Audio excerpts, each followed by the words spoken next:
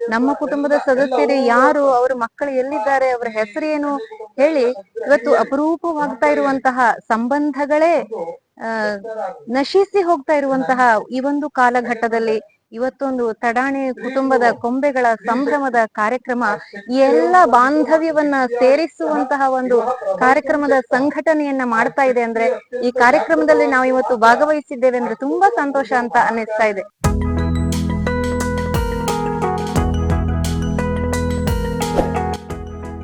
ಇತ್ತೀಚಿನ ದಿನಗಳಲ್ಲಿ ಅವಿಭಕ್ತ ಕುಟುಂಬಗಳು ಕಣ್ಮರೆಯಾಗ್ತಾ ಇತ್ತು.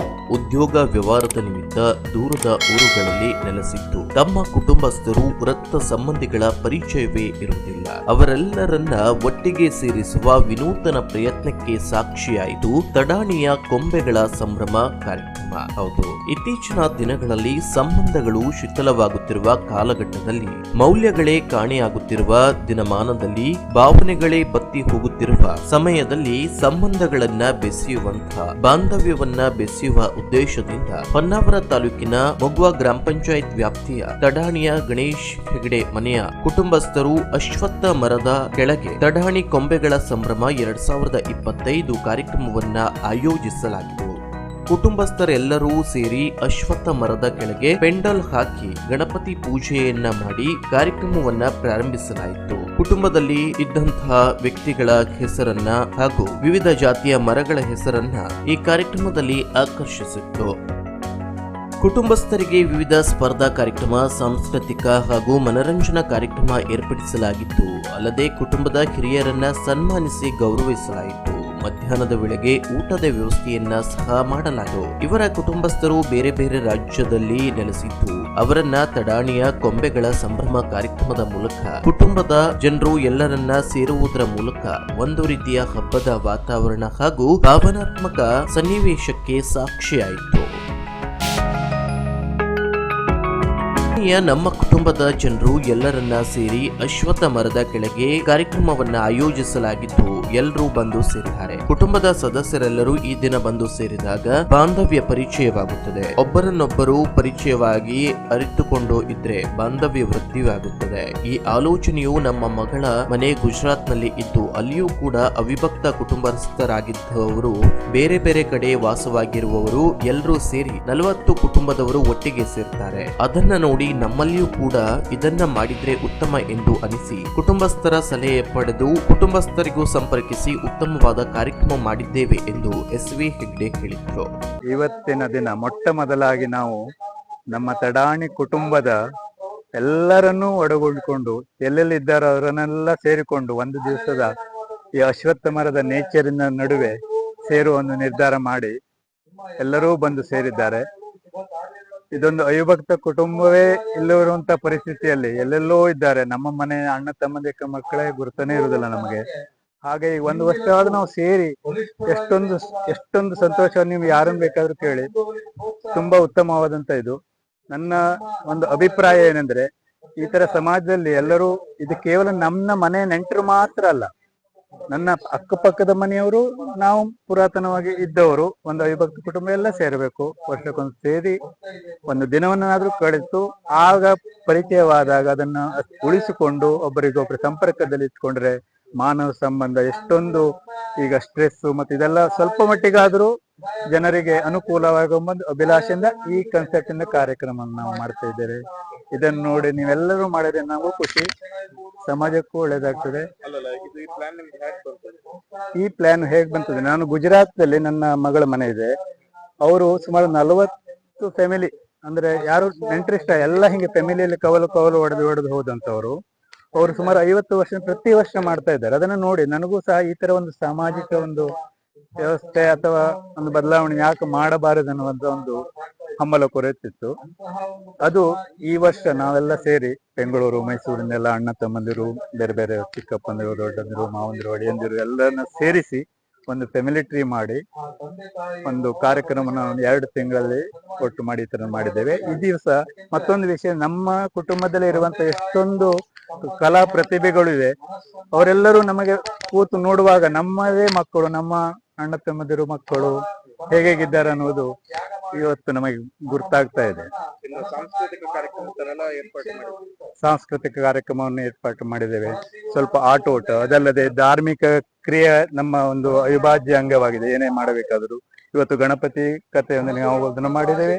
ಮತ್ತು ಎಲ್ಲರೂ ಸೇರಿ ಮನೋರಂಜನಾ ಆಟ ಅಲ್ಲದೆ ಒಂದು ಚಿಂತನ ಮಂಥನ ಕಾರ್ಯಕ್ರಮ, ಹಿರಿಯರಿಗೆ ಸನ್ಮಾನ, ಈ ತರದೆಲ್ಲ ರೂಪರೇಷೆಗಳನ್ನು ಇಟ್ಟುಕೊಂಡು ಮಾಡಿದ್ದು ಪ್ರತಿಯೊಬ್ಬರ ಮುಖದಲ್ಲಿ ನಗುವನ್ನು ನಾವು ಕಾಣುವಂತಾಗಿದೆ. ಇದು ಮೊದಲನೇ ಸಲವಾಗಿದ್ದರಿಂದ ನಾವು ಈಗ ಈ ಕಾರ್ಯಕ್ರಮದ ನಂತರ ಇದರ ಕುರಿತು ವಿಶ್ಲೇಷಣೆ ಮಾಡಿ ಮುಂದುವರ್ಷವನ್ನು ಮಾಡುವಂತ ವಿಚಾರ ಇದೆ. ಪ್ರತಿ ವರ್ಷ ಮಾಡಿದಾಗ ಮಾತ್ರ ಇದೊಂದು ಹೌದು ಬೆಲೆ. ಈಗ ಎಲ್ಲರೂ ನಾವು ಇಲ್ಲಿವರೆಗೆ ಹೇಳಿದ್ರೆ ಪ್ರತಿ ವರ್ಷನೂ ಮಾಡಬೇಕು ಅಂತ ಹೇಳ್ತಾ ಇದ್ದಾರೆ. ಅದನ್ನ ನಮ್ಮ 5 ಫ್ಯಾಮಿಲಿಗೆ ಮಾತ್ರ ಇರಬೇಕು ಮತ್ತು ಇದು ವಿಸ್ತಾರ ಮಾಡಬೇಕು ಅನ್ನೋದು ಒಂದು ವಿಚಾರ ಇದೆ. ನಮ್ಮ ಕುಟುಂಬದ ಸದಸ್ಯರು ರಾಜ್ಯದ ಬೇರೆ ಬೇರೆ ಭಾಗದಲ್ಲಿ ದೇಶ ವಿದೇಶದಲ್ಲಿ ನೆಲೆಸಿರುವ ಕುಟುಂಬದ ಜನರನ್ನ ಯಾರು ಅವರ ಮಕ್ಕಳ ಹೆಸರು ಏನು, ಅವರು ಎಲ್ಲಿ ಇದ್ದಾರೆ ಅಂತ ಪರಿಚಯವೇ ಇಲ್ಲ. ಸಂಬಂಧಗಳು ಅಪರೂಪವಾಗಿ ನಶಿಸಿ ಹೋಗುವಂತಹ ಕಾಲಘಟ್ಟದಲ್ಲಿ ತಡಾಣಿಯ ಕುಟುಂಬದ ಕೊಂಬೆಗಳ ಸಂಭ್ರಮ ಕಾರ್ಯಕ್ರಮ ಈ ಎಲ್ಲ ಬಾಂಧವ್ಯಗಳನ್ನ ಸೇರಿಸುವಂತಹ ಕಾರ್ಯಕ್ರಮವಾಗುತ್ತದೆ. ಈ ಕಾರ್ಯಕ್ರಮದಲ್ಲಿ ಭಾಗವಹಿಸುವುದಕ್ಕೆ ತುಂಬಾ ಸಂತೋಷವೆನಿಸಿದೆ. ಇಲ್ಲಿ ಎಲ್ಲರೂ ಕ್ರೀಡೆ, ಸಾಂಸ್ಕೃತಿಕ ಕಾರ್ಯಕ್ರಮದಲ್ಲಿ ಎಲ್ಲಾ ವಯಸ್ಸಿನ ಭೇದವನ್ನ ಮರೆತು ನಮ್ಮಲ್ಲಿ ಹೊಸ ಚೈತನ್ಯ ಮೂಡಿಸುತ್ತದೆ. ನಮ್ಮ ಹಿರಿಯರಿಗೆ ಸನ್ಮಾನವನ್ನ ಮಾಡಿದ ಈ ಗಳಿಗೆ ನಮ್ಮೆಲ್ಲರಿಗೂ ಹೊಸ ಪ್ರೇರಣೆಯನ್ನ ನೀಡುತ್ತದೆ ಎಂದು ತಡಾಣಿಯ ಕುಟುಂಬದವರಾದಂತಹ ಪಲ್ಲವಿ ಅಶ್ವಥ್ ಹೆಗಡೆ ಅವರು ಹೇಳಿದ್ರು. ಕುಟುಂಬದ ಸದಸ್ಯರೆಲ್ಲರೂ ಕೂಡ ಈ ಒಂದು ದಿವಸ ಸೇರದ್ದು ತುಂಬಾ ಸಂತೋಷ ಅನ್ನಿಸ್ತಾ ಇದೆ. ಯಾಕೆ ಕೇಳಿದ್ರೆ ನಮ್ಮ ಕುಟುಂಬದ ಸದಸ್ಯರು ರಾಜ್ಯದ ಬೇರೆ ಬೇರೆ ಭಾಗದಲ್ಲಿ, ದೇಶದ ಬೇರೆ ಬೇರೆ ಭಾಗದಲ್ಲಿ, ವಿದೇಶದಲ್ಲಿ ಕೂಡ ನೆಲೆಸಿರುವಂತಹ ಸಂದರ್ಭ. ನಮ್ಮ ಕುಟುಂಬದ ಸದಸ್ಯರು ಯಾರು, ಅವರ ಮಕ್ಕಳು ಎಲ್ಲಿದ್ದಾರೆ, ಅವರ ಹೆಸರೇನು ಹೇಳಿ ಇವತ್ತು ಅಪರೂಪವಾಗ್ತಾ ಇರುವಂತಹ ಸಂಬಂಧಗಳೇ ನಶಿಸಿ ಹೋಗ್ತಾ ಇರುವಂತಹ ಈ ಒಂದು ಕಾಲಘಟ್ಟದಲ್ಲಿ ಇವತ್ತೊಂದು ತಡಾಣಿ ಕುಟುಂಬದ ಕೊಂಬೆಗಳ ಸಂಭ್ರಮದ ಕಾರ್ಯಕ್ರಮ ಎಲ್ಲ ಬಾಂಧವ್ಯವನ್ನ ಸೇರಿಸುವಂತಹ ಒಂದು ಕಾರ್ಯಕ್ರಮದ ಸಂಘಟನೆಯನ್ನ ಮಾಡ್ತಾ ಇದೆ ಅಂದ್ರೆ, ಈ ಕಾರ್ಯಕ್ರಮದಲ್ಲಿ ನಾವು ಇವತ್ತು ಭಾಗವಹಿಸಿದ್ದೇವೆ ಅಂದ್ರೆ ತುಂಬಾ ಸಂತೋಷ ಅಂತ ಅನ್ನಿಸ್ತಾ ಇದೆ. ಮತ್ತೆ ಇಲ್ಲಿ ಎಲ್ಲಾ ವಯಸ್ಸಿನ ಜನರು ಕೂಡ, ನಾವೆಲ್ಲ ಈ ಸದಸ್ಯರೆಲ್ಲರೂ ಸೇರಿ ವಿವಿಧ ಧಾರ್ಮಿಕವಾದಂತಹ ಕಾರ್ಯಕ್ರಮವನ್ನ, ಹಾಗೆ ಬೇರೆ ಬೇರೆ ಕ್ರೀಡಾ ಸ್ಪರ್ಧೆಗಳನ್ನ, ಸಾಂಸ್ಕೃತಿಕ ಸ್ಪರ್ಧೆಗಳನ್ನ ಆಯೋಜಿಸಿ ನಾವೆಲ್ಲರೂ ಕೂಡ ಸಕ್ರಿಯವಾಗಿ ಪಾಲ್ಗೊಳ್ತಾ ಇರುವುದು ನಮ್ಮ ಎಲ್ಲ ವಯಸ್ಸಿನ ಭೇದವನ್ನ ಮರೆತು ನಮ್ಮಲ್ಲಿ ಹೊಸ ಚೈತನ್ಯವನ್ನ ಮೂಡಿಸ್ತಾ ಇದೆ. ನಮ್ಮ ಹಿರಿಯರಿಗೆ ಸನ್ಮಾನ ಮಾಡಿದಂತಹ ಈ ಗಳಿಗೆ ನಮ್ಮೆಲ್ಲರಿಗೂ ಕೂಡ ಒಂದು ಹೊಸ ಪ್ರೇರಣೆಯನ್ನ ನೀಡ್ತಾ ಇದೆ.